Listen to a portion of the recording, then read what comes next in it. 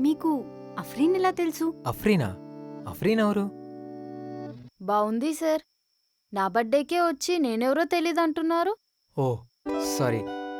Happy birthday. Thanks. Gift ఏం లేదా? హ్మ్.